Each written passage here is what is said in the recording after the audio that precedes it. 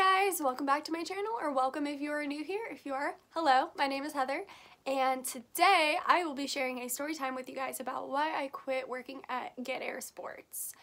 So I applied back mid to late March of 2017, and I heard back pretty quick. I was told to come in for an interview. They had a set day for interviews. I believe it was Thursdays, and at least for my location it was. And then went in for the interview and found out that I got the job that day, gave in all my information, got the information for drug testing and all that kind of stuff, because you are working with kids. They want to make sure that you are a reputable person, which most companies do that anyways. And so got all the tests done, did the background check, everything like that, and started within a week of everything. Starting, it was really quick to learn everything. It was a really fun job, really good atmosphere. I really like kids, so yeah, so it was a great company to work for. I know a lot of videos out there on why people quit working at a certain place is for negative reasons, and mine wasn't really for a negative reason, besides the fact that I was just there at a bad time when there was not the best general manager running the place. He didn't really focus on all of the tasks a manager should be. Whenever he was there, he was either in his office or restocking the soda machines, the room where we have the coolers for the big leaders that we give to birthday parties, or he was refilling the snack bar that kids could come up to and buy snacks and drinks from. Everybody that I worked with was really great. Everybody was super nice. All of the lower level managers were amazing. I loved all of them. They were so hands-on. They helped with everything. They really helped with fixing tie downs. They helped with replacing trampolines. They'd help clean the foam pits, which, if you guys like to hear a story on that, I will definitely make a story time on that, because it was gross, and it was very interesting having to do. It was a really interesting experience, just digging out a whole foam pit and just throwing away all the foam blocks that were so yeah, more on with my general manager, which I'm not gonna say anybody's name on here about anybody that worked there, but yeah, so with my general manager, he was a person who did not like confrontation at all. I had an instance where, it's hilarious now, but at the time it made me so confused, because I was like, what is he trying to say? Because he came up to me, he was actually there for his son's party, which he had rented out the event park for.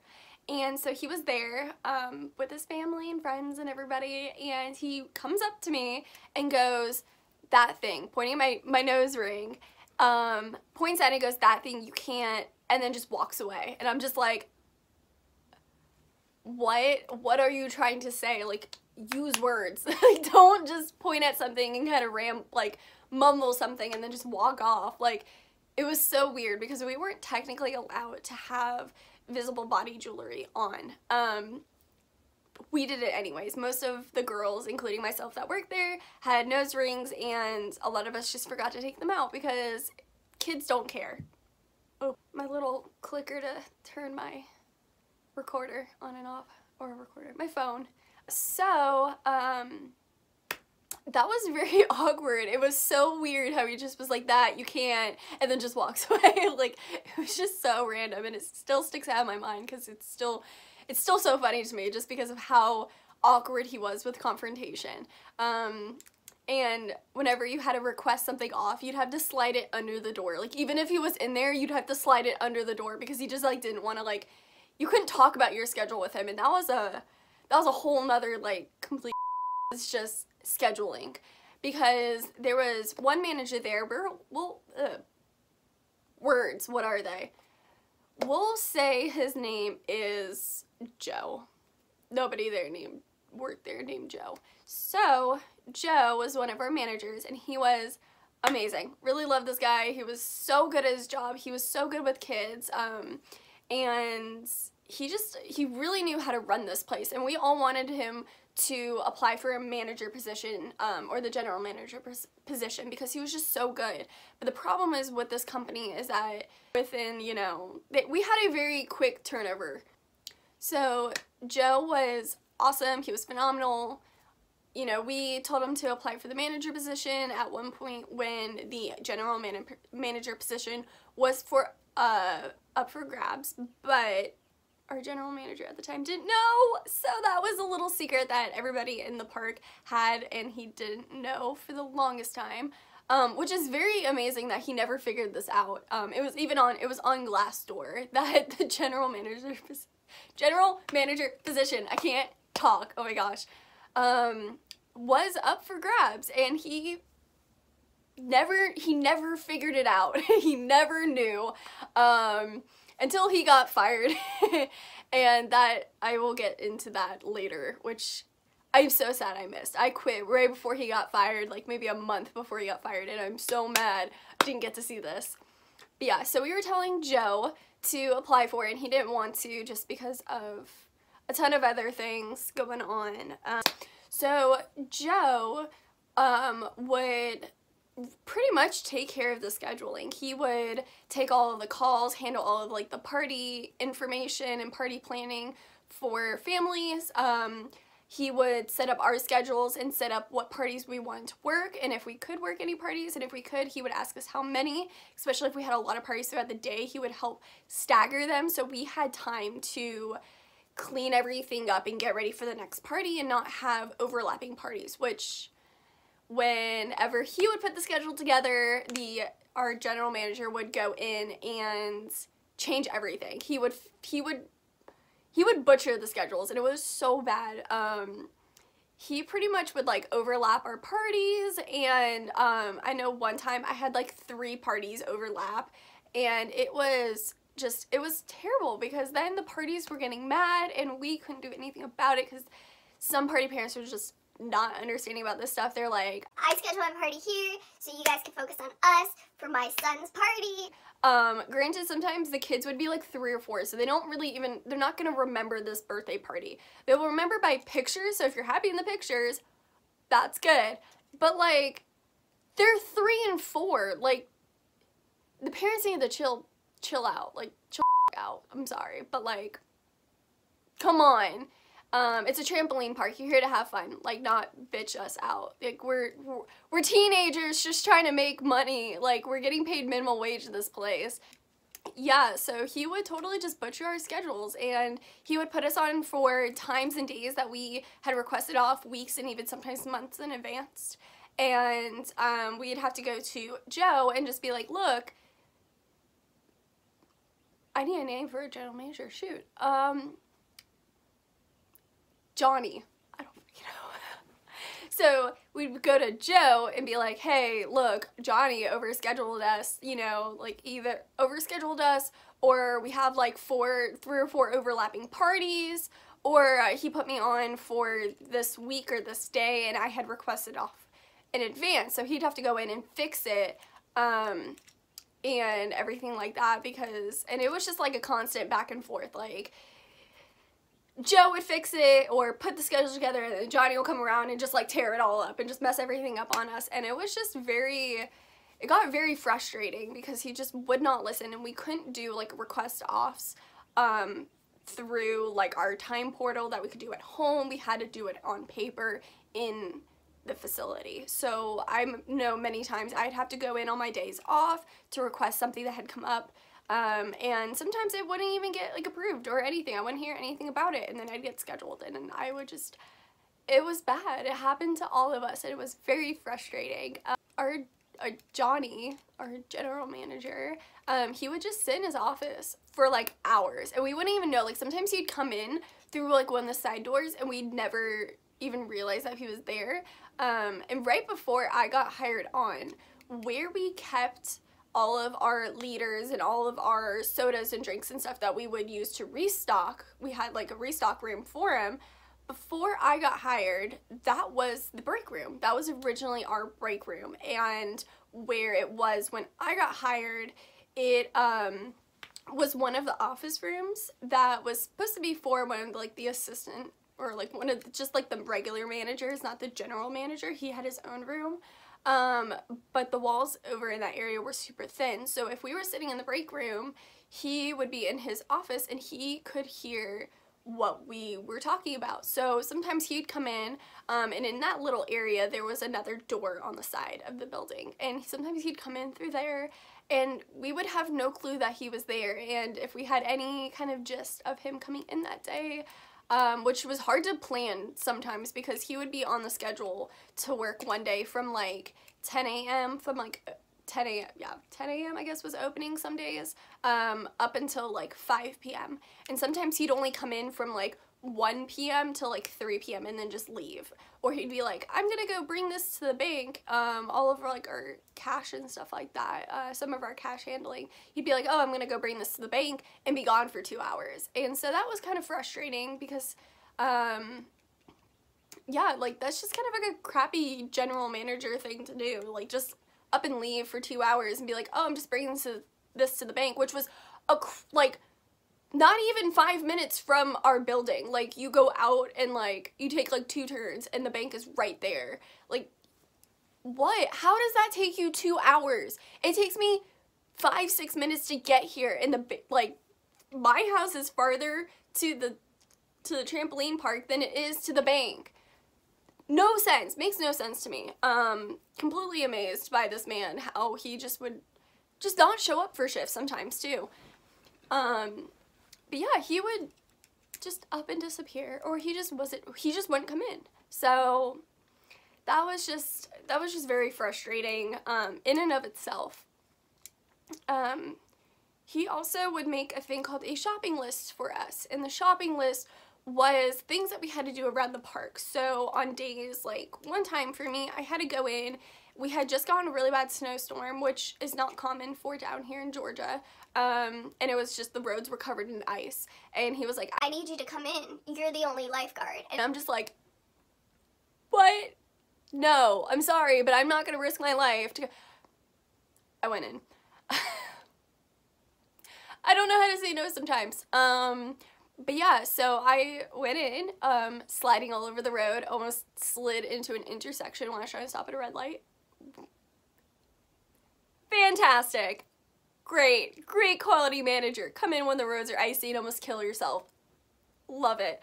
So, I went in and he was like, okay, just watch the park. And there was nobody there at the time. We had maybe 3 jumpers come in throughout that whole day. Granted, I went in when we were kind of opening, so it was earlier in the morning, and I got to leave at like 1 or 2 in the afternoon because of the roads and everything like that, and somebody else came in later.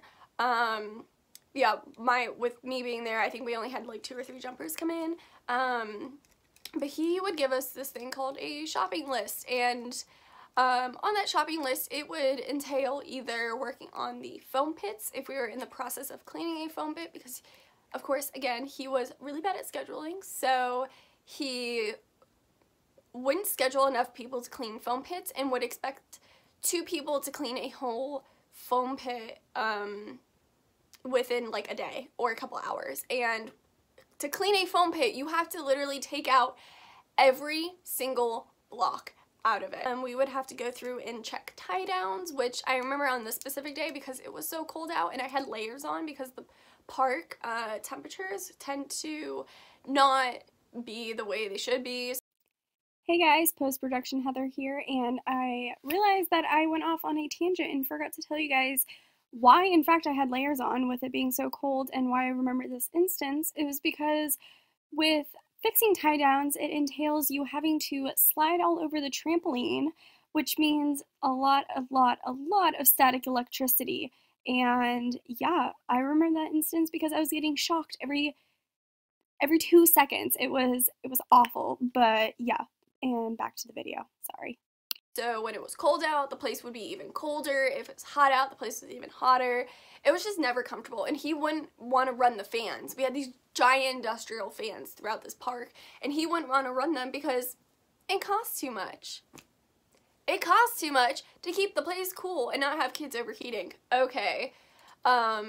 it was just so the kids could buy more drinks, and we had like Dippin' Dots or whatever they were called. It was not even Dippin' Dots, it was a different company, and the machine that would get the Dippin' Dots out freaking always broke. It was always broken. It never would give change out. It was such a pain in the So we would have to, you know, fix tie downs and clean the mats, and I mean, closing duties was like a whole, that was a pain. So for closing duties, we had to go through and clean all the bathrooms. We had to make sure all the party rooms were clean.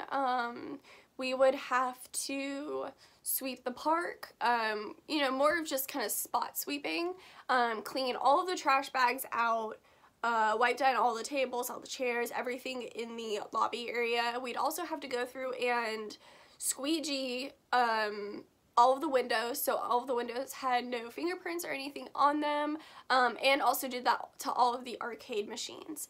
Then we had to go up on the floor. We'd have to vacuum all of the trampolines, and then wipe down all of the pads. So we would have one of those like pump and spray things for like weed killer, but we would have it filled with this like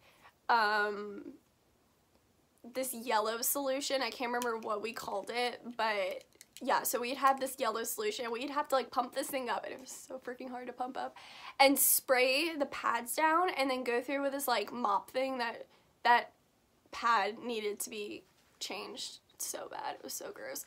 And we'd have to wipe down all the pads, and we had to do this every single night that we closed. Some nights he would leave us a note saying, you know, don't worry about wiping down the pads tonight. We'd sometimes only do it a couple times a week, not every single night, especially on quieter nights throughout the week, because we weren't having as many jumpers. But we did have to vacuum the trampolines every single night, and a couple nights throughout the week we did have to go and fluff the foam pits, which is pretty much getting into the foam pit and just like pulling up foam and just fluffing it up so it looks fuller. Yeah, so we'd have to do that for the two foam pits in the back where it's just a trampoline they can jump into.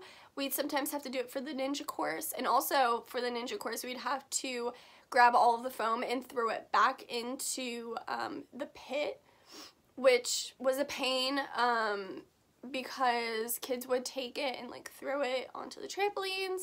And we also had a pit area where another ramp trampoline is, so it was like you would walk in and have like monkey bar swings in a pit, and then like a little padded area, and they could run and jump into another pit. And so then you'd go from that pit and climb out onto these two ramp trampolines and have to run up and then go over, and then there was a cargo net. You'd have to climb over the cargo net and run out. So with that other foam pit where the trampolines were, kids would just sometimes just throw it all onto the trampolines, but also when they're trying to get out, it ends up on the trampolines. So we would spend a lot of time throwing it back, and like we'd have just like a mound of it, because it used to be where you would climb up the wall and then run over to the other side and jump down. We had to get rid of that because of people getting hurt before I started working there. But yeah, so cleaning those was a pain. And then like having to vacuum the whole floor and vacuum all the stairs, and also checking all of the registers and counting all the money out, making sure everything added up. So that was our closing duties, which doesn't sound like a ton, but it's very time consuming, especially when you're only closing with 2 or 3 people, which was how it pretty much was every single night anyways. Sometimes we'd have 4 people, but that was at the most. So that was just kind of a pain because we never really had enough people for closing duties on the nights that we had to clean everything. There was a night where we had a giant event park party, and the people stayed for, they stayed like 30 to 45 minutes later than they were supposed to, and we ended up having to charge them an additional surcharge because of that late fee of leaving, which was, you know, company policy. But they left that place in such a disaster, and this was a night that we closed at like 12:30, and so because we had jumpers all the way up until midnight, and so we had to kick them out, you know, just calling them all off, saying that we're closing, and we couldn't start any of our closing duties up there until everybody was out of the building, which was very frustrating because some people would take forever to leave. They may get off the trampoline in a mannerly, or in a good, you know, they'd get off the trampolines pretty quick. I can't speak. But then getting their shoes and everything like that, they would take forever. So this one night in particular, we were trying to get everybody out of the park, and then we went over to the event park, and there was food all over the ground and mashed into the carpets and on the trampolines, and there were socks everywhere because we had about 100 people in the event park that night. It smelled bad back there, and there was just like food everywhere, socks everywhere, wristbands everywhere, because kids would just rip them off and just throw them on the ground when there were a couple trash cans back there. There was actually like 3 or 4 trash cans back there. Sorry, my nose is itchy. So they would just throw everything on the ground, and that was very frustrating for us because then we'd have to go in and vacuum everything and clean everything, and it would take us like 6 trash bags to clean everything, which just, it was exhausting, on top of having to do all of the other closing duties, and on weekends we usually had to do everything. So that was a really big pain, and I actually have a video which I'll insert here.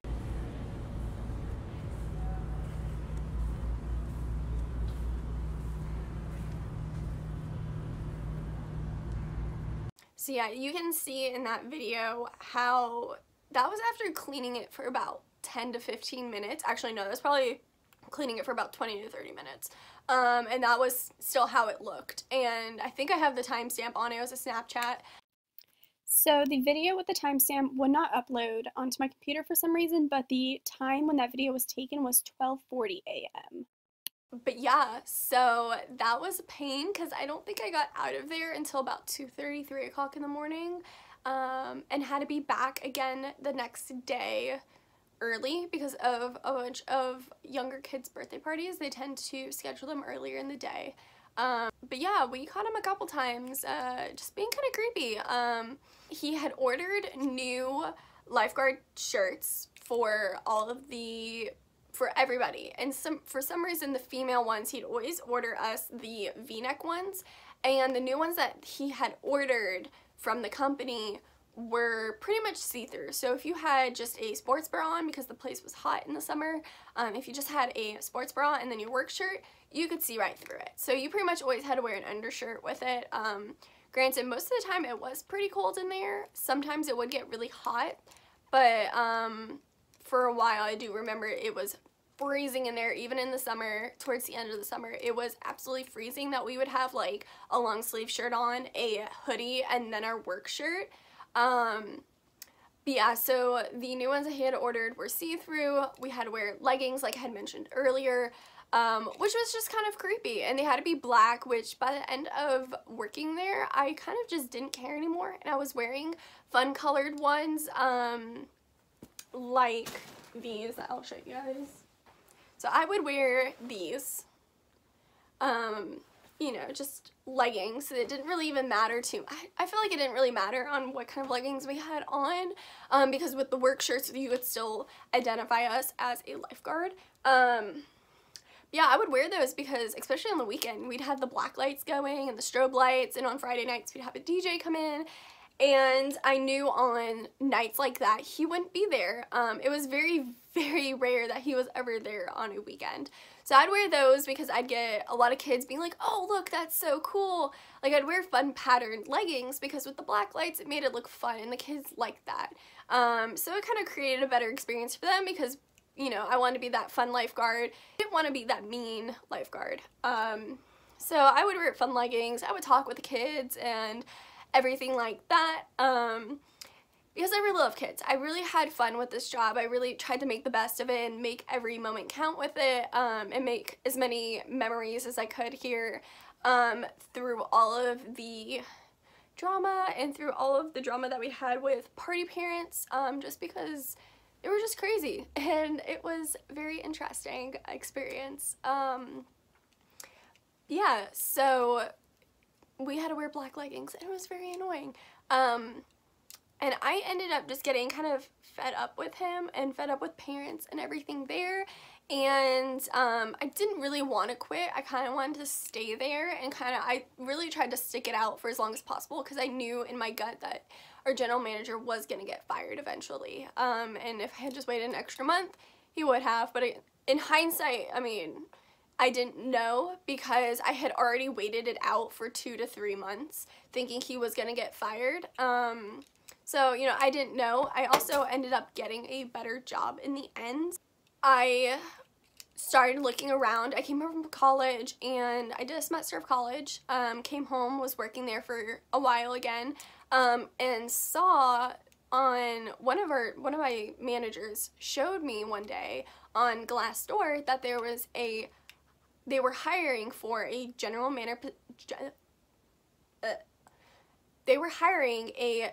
manager position at our Get Air location. So we all were just like flabbergasted. We tried to keep it on the down low, and the word got out really fast there. It always does with anything. So everybody knew except for our general manager. He had no clue. So we were walking around for, you know, 2, 3, even I think 4 months, knowing that he was gonna get fired and that they were looking for a new general manager. And we kept telling the other manager, I think it was Joe, we're like, apply, and he was just like, no, like, I'm not gonna do that, like, I'm waiting to get a better job, which we all understood, but we loved him so much, we wanted him to. But yeah, so he never found out. It was amazing. It was really impressive for this guy to never figure out that he was getting fired.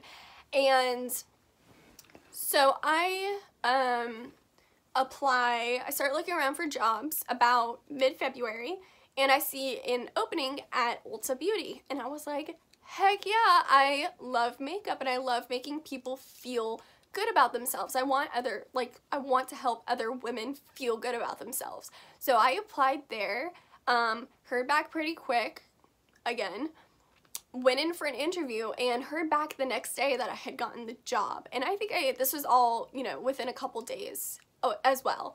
So I took the job, obviously, because I really had a passion for makeup, and just, I loved it. So I applied there, and the second I got the call, I printed out my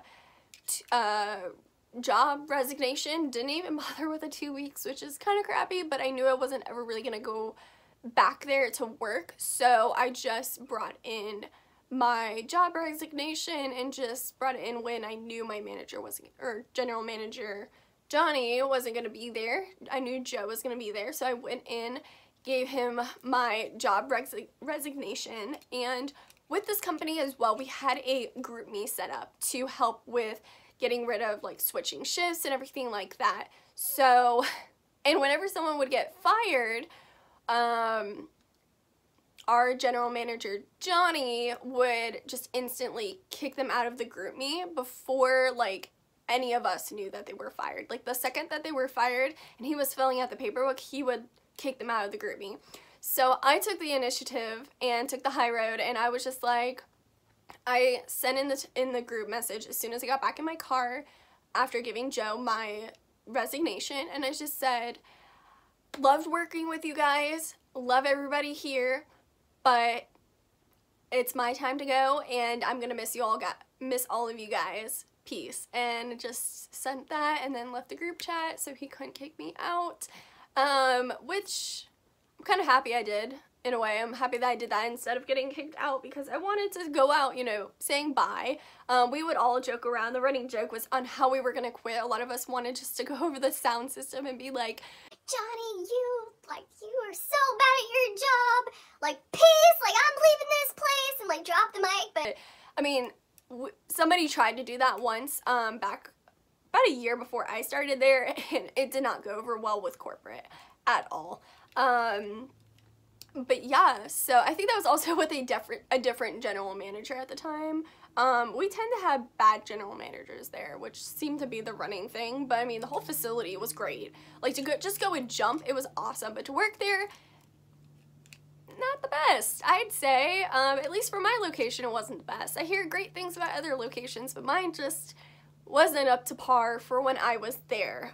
And then about a month or so later, I went in just to stop in and say hi one night when I got off from work, because at the time, right after I got the job with Ulta, within 2 weeks of each other, or within a week or two of each other, I also got a job with Live Nation.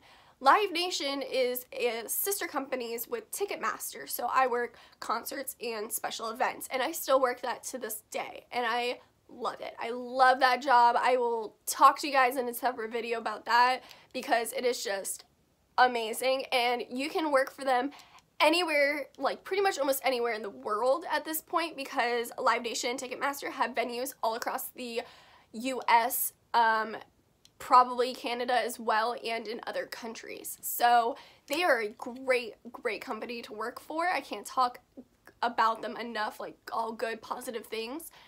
So I stopped in after working a concert one night just to say hi, and they told me that Johnny got fired, and I was like, really now? How?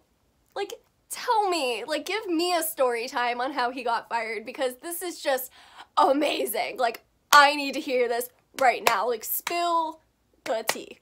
So they tell me that, because once a month we would have a staff meeting, and they knew at that staff meeting that day there were going to be some higher ups coming in.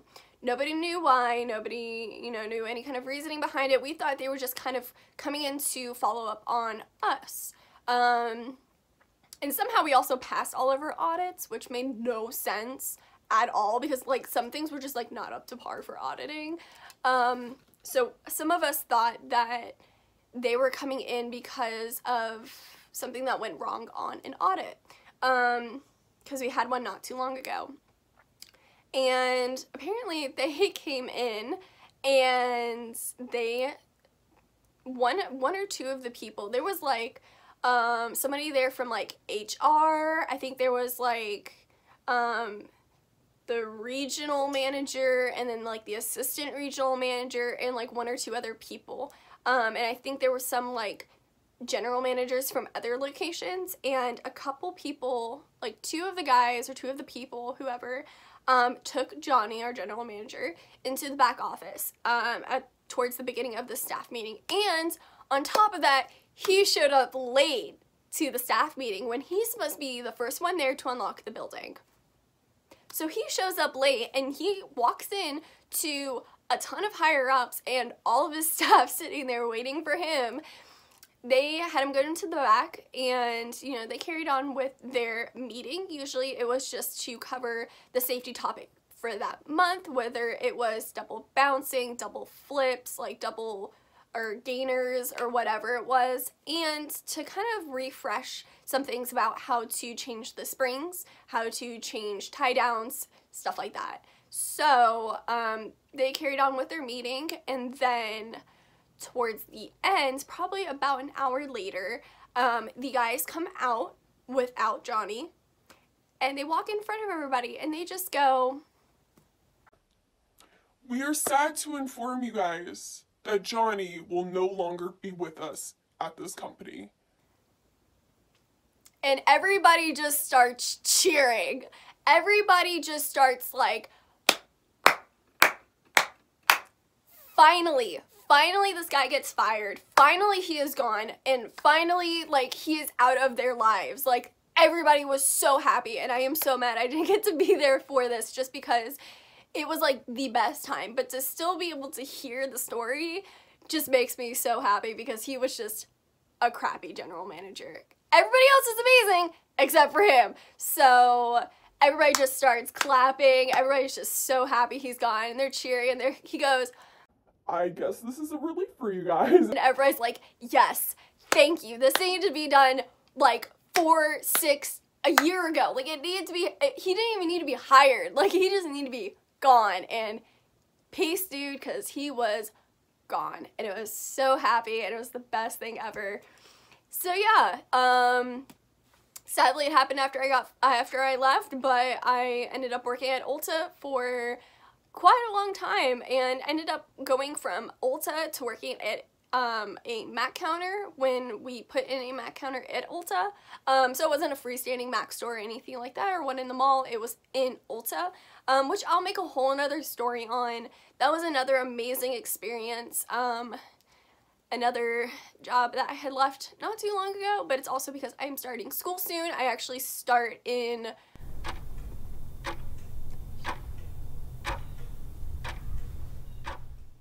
like 3 or 4 days, because it is now, I'm filming this Thursday and I start on Monday.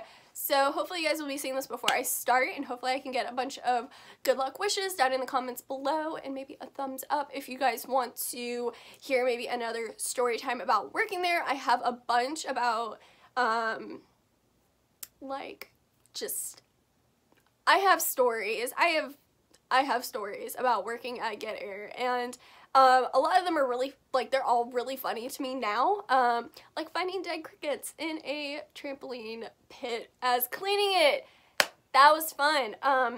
Yeah, so if you guys want to hear more stories, give me a thumbs up and let me know down in the comments, like, if you want to hear about working at Ulta, working for Mac, some really funny stories. I can do a little video of a couple different stories from working at Get Air Sports.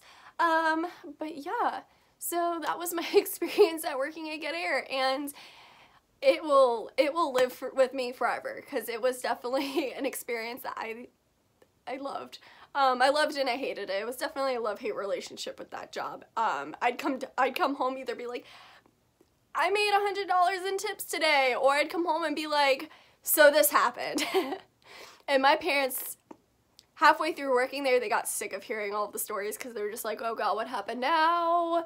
Because it was always something that happened at that job. So yeah, if you guys want to hear more of that, let me know down below, and don't forget to hit the subscribe button, hit the little bell notification if you want to know when I post some more story times or makeup videos or whatever. But yeah, so thanks for tuning in, guys, and I'm sorry if this is a long video or whatnot, but yeah, so thanks for listening, guys. Peace.